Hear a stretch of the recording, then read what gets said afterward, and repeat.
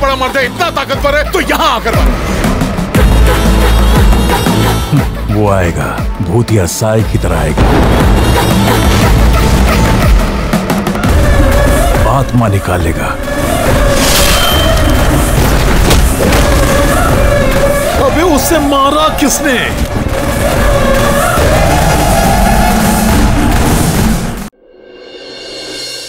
এই সামান্য একটা আবদার করেছে আমার দাদা, ও কেন এই বাড়িতে আসতে পারবে না বলুন? প্রতীক যেটা করেছে একদম ঠিক করেছে। কেন এ বাড়িতে তোমার দাদা আসতে পারবে না সেটা তুমি নিশ্চয়ই খুব ভালো করে জানো, তোমার জানা উচিত, তাই না? কেন মা? ঈশা, তুমি বোধহয় ভুলে গেছো জাগৃতি এ বাড়িতে বউ হয়ে আসার আগে তোমার দাদার সঙ্গে কি সম্পর্ক ছিল,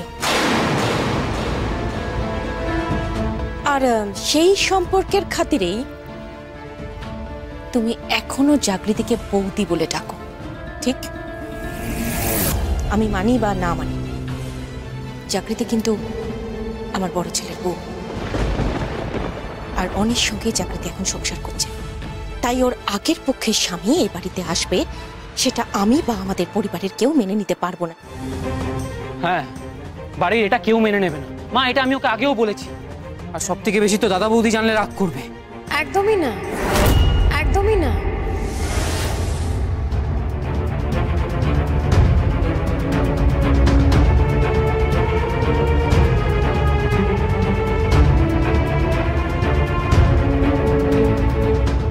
আমার কোনো আপত্তি নেই ঈশা, তুমি তোমার দাদা আর বৌদিকে এ বাড়িতে ডাকতে পারো। মানে মানে আমি যা বললাম তাই। মানে আপনি যা বললেন আপনি সিরিয়াসলি বলছেন? হ্যাঁ, সিরিয়াসলি বলছি। আশ্চর্য, তুমি যে এই কথাটা বলবে আমি আশা করিনি। যেখানে তোমার সাথে ওর দাদার সম্পর্কটা খুব একটা মধুর ছিল না, সেখানে দাঁড়িয়ে তুমি কি? সব কথা থাক, জাগৃতি আপনি যা যা বলছেন ভেবেচিন্তে বলছেন তো? আমি ভেবে চিন্তেই বলছি। ঈশা ওর দাদা আর বৌদিকে এ বাড়িতে নিয়ে আসতে চায়, তাতে আপত্তি কিসের থাকবে? বাবা, বৌদির হঠাৎ হলোটা কি? এত সহজে মেনে নিচ্ছে? তার মানে অনামিকাদি সত্যি কথাই বলছিল। মিহি সুস্থ হয়ে যাওয়ার পর বৌদি আর কাউকে সন্দেহ করছে না, আর বোধহয় শিশু নিয়ে কিছু ভাবছেও না। না বৌদি, তোমার আপত্তি না থাকলেও আমার আপত্তি আছে। ঈশার দাদা বৌদি এই বাড়িতে আসবে না। কেন? কেন আসবে না? বৌদির তো কোনো আপত্তি নেই, তুমি আপত্তি করছো কেন? আমার আপত্তি আছে এই ব্যাপারে। অনেক প্রতীক আর বড় বৌদির মতো আমারও আপত্তি আছে। জাগৃতি প্লিজ, তুমি আর ঈশাকে এই ব্যাপারে ইন্ধন জোগিও না। বাহ, ভালো লাগলো দীপা। আজ অনেক দিন পর অন্তত তুমি আমাদের পক্ষ নিয়ে আমাদের হয়ে কথা বললে। এমনিতে তো সবসময় জাগৃতির সাইতে সায় মেলাও। ভুল করছো বড় বৌদি। জাগৃতি সবসময় ঠিক কথা বলে, তাই জাগৃতির কথায় সায় দিই। কিন্তু এবারে জাগৃতি ভুল কথা বলছে, তাই জাগৃতির পক্ষ নিয়ে কথা বলছি না। আচ্ছা পিসিমণি, আমি ভুল কি বলছি বলুন তো? ঈশা ওর দাদার বৌদিকে এ বাড়িতে নিয়ে আসতে চাই, এতে ভুল কোথায়, অন্যায় কোথায়? আর প্রতীক,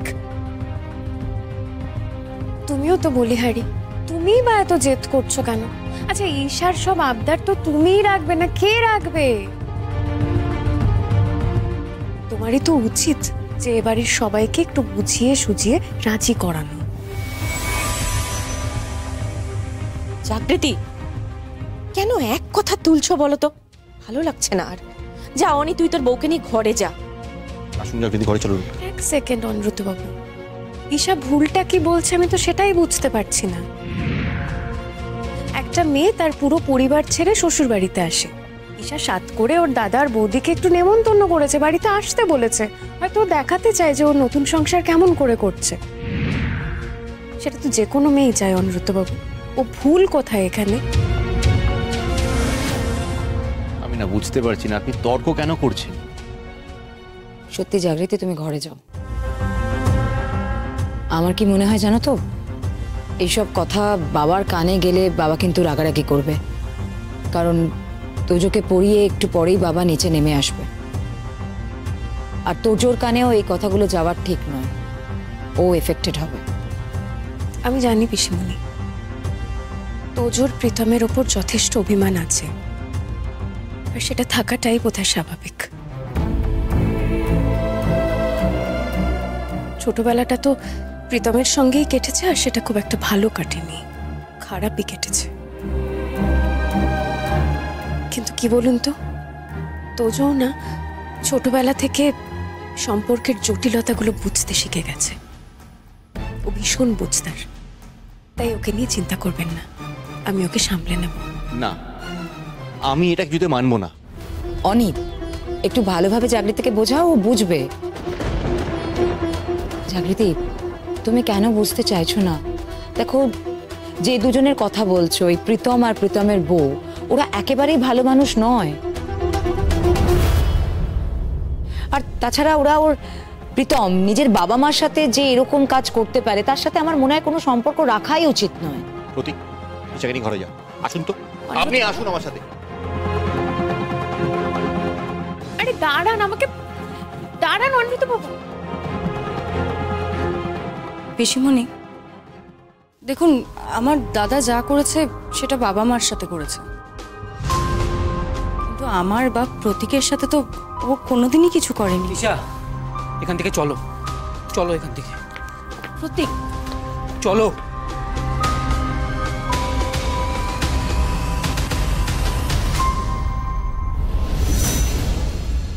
দীপা, আমি না সত্যি বুঝতে পারছি না, জানো জাগৃতি কেন এরকম করছে বলো তো? ও একবারও ভাবছে না না এ বাড়িতে যদি ঈশার দাদা আসে তাহলে অনির কিরকম লাগবে? অনির ভালো লাগা খারাপ লাগা কোনো কিছুর মূল্য কি ওর কাছে নেই? ঠিকই বলেছো বাবু বৌদি।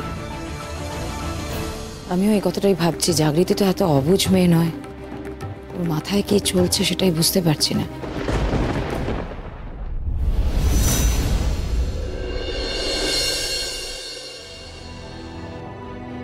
মিহিমা, ও মিহিমা, বলছি তোজো দাদা না দাদুর ঘরে পড়াশোনা করছে, তুমি এক কাজ করো, এগুলো নিয়ে যাও, ওখানে গিয়ে খেলো। খেলবো? হ্যাঁ, ঠিক আছে। আমরা পরে আসি, যাও। কি যাও। আপনার লেগেছে না? আমি রিয়েলি সরি। না, ঠিক আছে। দেখুন, আমি না ওভাবে আপনাকে টেনে আনতে চাইনি, কিন্তু আপনি আমায় বাধ্য করলেন। আচ্ছা, প্রীতম এ বাড়িতে নেমন্তন্ন খেতে আসবে আর আপনি সেটা অ্যালাউ করছেন, আপনার কোনো প্রবলেম হচ্ছে না? আসুক না, অসুবিধা কি আছে? আপনার অসুবিধা না হতে পারে, আমার অসুবিধে আছে। কেন? ঈশার বিয়েতে আসেনি? সে এসেছিল তখন, আপনি আমার বউ ছিলেন না। আপনি হাসছেন, আমি না আপনাকে বুঝতে পারছি না সত্যি। আচ্ছা, আপনাকে এখন কিরকম লাগছে বলুন তো? কিরকম? মিহির মতো, মিহির বয়সী। মিহি যেরকম রেগে গেলে মুখ ফুলিয়ে বসে থাকে, আপনিও রেগে গেলে মুখ ফুলিয়ে বসে আছেন। আচ্ছা, প্রীতমের ওপর আপনার কেন এত রাগ বলুন তো? আপনি ইয়ার কি করছেন? দেখুন, প্রীতম আপনার সাথে যা যা করেছে আপনি হয়তো ওকে ক্ষমা করে দিয়েছেন, আপনি ভুলে গেছেন, কিন্তু আমি ভুলিনি, আমি ক্ষমা করতে পারবো না ওকে। প্রীতম আমার সঙ্গে যা যা করেছে সেগুলো আমি মনে রাখিনি, মনে রাখতে চাইনি,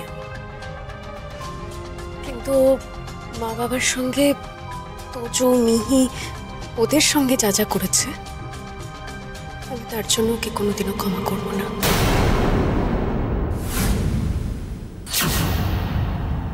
দাদা জাগৃতিকে না আমার সত্যি ভীষণ অচেনা লাগছে জানিস।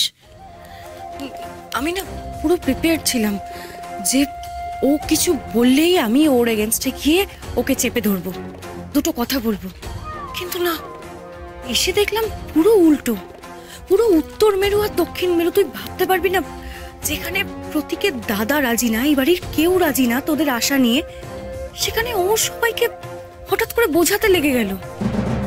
কিরকম অদ্ভুত লাগছে না তোর? মাথা থেকে এইসব চিন্তা ভাবনা ঝেড়ে ফেলে দে। ওর দিকে দেখছিস না, জাগৃতিও ঝেড়ে ফেলে দিয়েছে সব। যাই হোক, এবার আসল কথায় আসি। গ্রিন সিগন্যাল তো পেয়ে গেছিস, এবার যাবো কবে সেই রাজপ্রাসাদের মতো শ্বশুর বাড়িতে? এই শোন, আদিগ্লামো করিস না একদম। ব্যাপারটা না যতটা সহজ ভাবছিস ততটাও নয়, কিছু একটা ঘোটালা আছে জানিস তো। প্রতীক যেখানে আমার হাতের মুঠোয় ছিল, সেখানে প্রতীকও আমায় সন্দেহ করছে দাদা।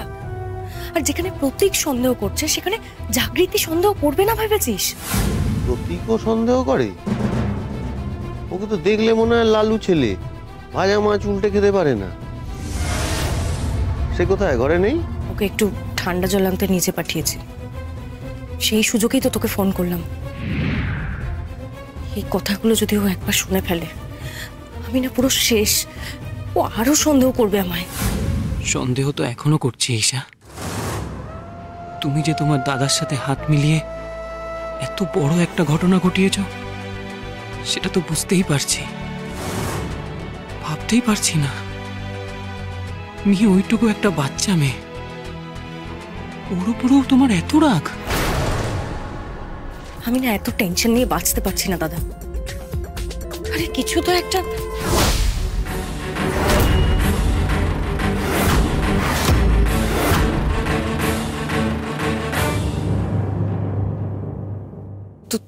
তুমি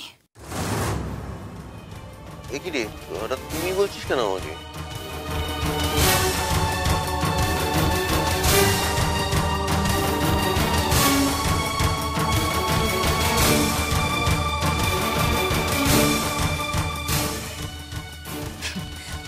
তুমি কখন এসেছো?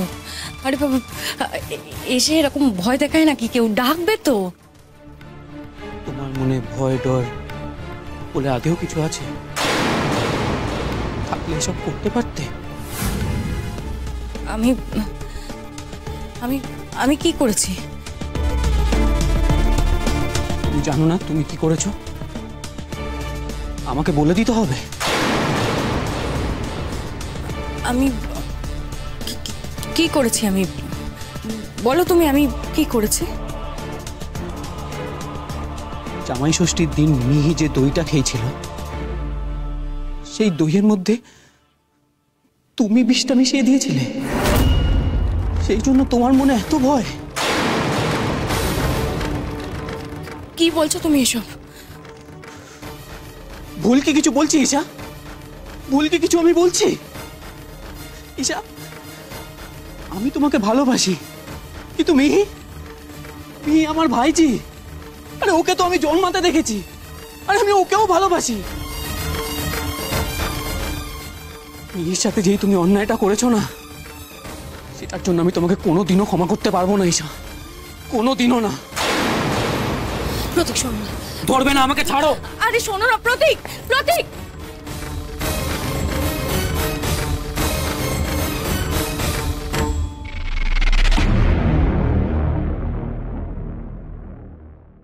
সেদিন দইয়ের বাটিতে বিষ মেশানোর পেছনে প্রীতমের হাত ছিল, আপনিও সেটা মানেন, তাই তো? আমি শিওর প্রীতম আর প্রীতমের স্ত্রীর হাত ছিল। আর যদি সেখানে ঈশাও হাত মিলিয়ে থাকে, আমি না খুব একটা সারপ্রাইজড হব না। আপনি একদম ঠিক বলছেন। জাগৃতি, আপনি যখন জানেন আমি ঠিক বলছি, আপনি যখন এটা মানেন, তখন ওদের এই বাড়িতে আসাকে আপনি সায় দিচ্ছেন কেন? ওদের তো এখন জেলে থাকা উচিত। কিন্তু সেটার জন্য তো প্রমাণ লাগবে, আমাকে তো সেটা জোগাড় করতে হবে। সে প্রমাণটা আপনি কিভাবে জোগাড় করবেন আমাকে বলুন একটু।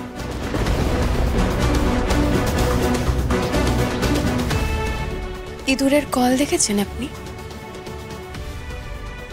আমি সেরকমই একটা ইঁদুরের কল তৈরি করতে চাই। তোমার মায়ের রান্না করে আমি সামান্য একটা কফি বানাতে গেছি, সামান্য কফি। জানো ওখানে কি হলো আমার সাথে? কি হলো? পায়েল এসে আমাকে বলছে যে রান্নাঘর থেকে বেরিয়ে যেতে, তুমি রান্নাঘরে ঢুকবে না।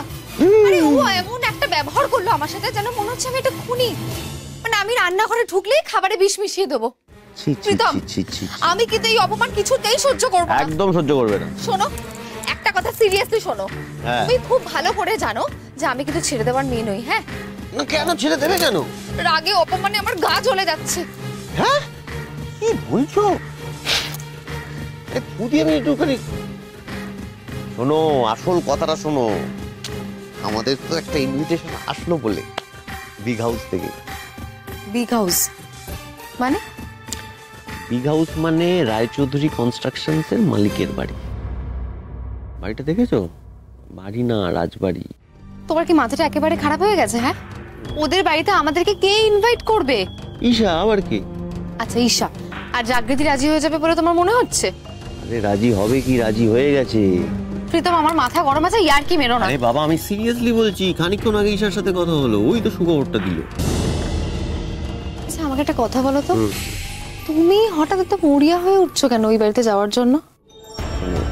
এই যে পার্থ গাঙ্গুলি আর প্রতিমা গাঙ্গুলি আজকাল খালি জাগৃতির কথা শোনে। আর এই ভাড়ার ঘর থেকে বেরিয়ে এই গোটা বাড়িটা নিজের করতে গেলে না, কটা দিন জাগৃতির বুক বুকসে থাকতে হবে। বুঝছো কিছু? ওর চোখে যদি আমরা ভালো হতে পারি তাহলে আমাদের ভবিষ্যৎ ভালো হবে।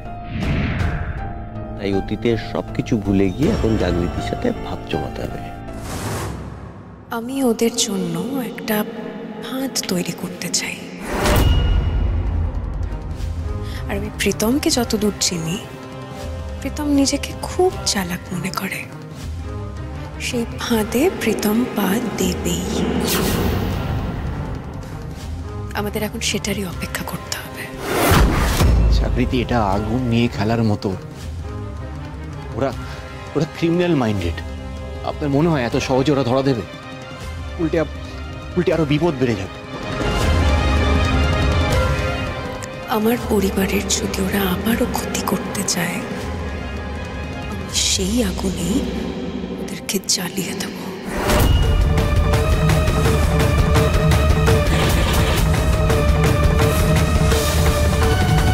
একটা কথা বলবো আপনাকে, না বড্ড অচেনা লাগছে আমার। তোরা বৌদিদের বাড়িতে যাবি?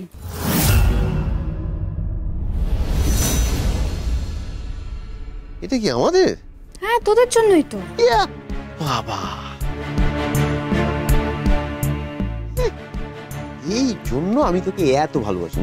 শোনা বোন আমার, একদম জাগৃতির যোগ্য চেলা হয়ে উঠেছিস। হ্যাঁ, তুমি কি দেখলে অনামিকা এটা কি হলো? হ্যাঁ, এই যে তুমি গেলে, ও কিন্তু রান্নাঘরে তোমায় কফি বানাতে দিল না, তুই নিজে কফি বানিয়ে নিয়ে চলে আসলো। একদম মানে শত্রুদেরকে বন্ধু করে নিচ্ছে জাগৃতির মতন। কথা ঘোরাস না দাদা ভাই, যেটা জিজ্ঞেস করছিস সেটার উত্তর দে। কি জিজ্ঞেস করছিস? তোরা কি সত্যি ওই রায়চৌধুরী পরিবারে যাবি? না, একদম যাব না। তুই যদি মানা করিস একদম যাব না। যাবো তো, ঈশা ডেকেছে। জাগৃতি রান্না করবে, বাড়বে, আমরা কবজি ডুবিয়ে খাবো। তোর কোনো অসুবিধা আছে? তোরা এতটা অমানুষ কি করে রে? তোদের একটু লজ্জা নেই? তোদের জন্য মা বাবা কত অপমানিত হয়েছে, বৌদিরা কত কষ্ট পেয়েছে, তারপরেও তোদের শিক্ষা হয় না? এসবের মাসুল কিন্তু তোদেরকে গুনতে হবে দাদা ভাই। তার জন্য রেডি থাকিস। ওকে, আচ্ছা। এই পায়েল, বলছি এই জ্ঞান দেওয়াগুলো কি জাগৃতির থেকে শিখেছিস?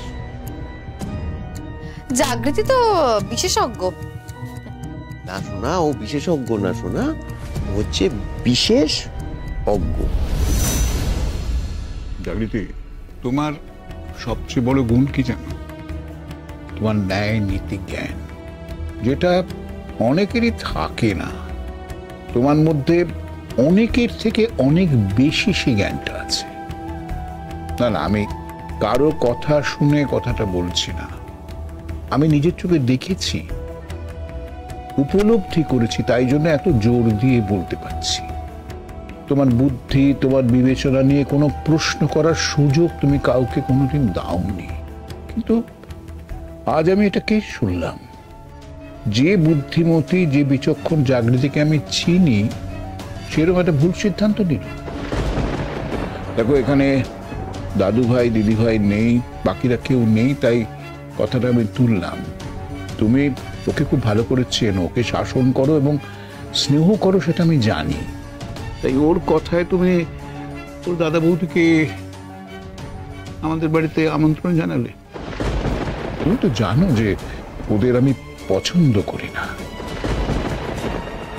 দাদু, আপনি তো সব সময় আমাকে প্রশ্রয় দিয়েছেন। আপনি এবার দেবেন কিনা আমি জানি না, কিন্তু আমি যদি আপনাকে জিজ্ঞাসা করি, মিহির সঙ্গে যে বা যারা অন্যায় করেছে, আমি তার প্রতিশোধ নিতে চাই, আপনি বিশ্বাস করবেন?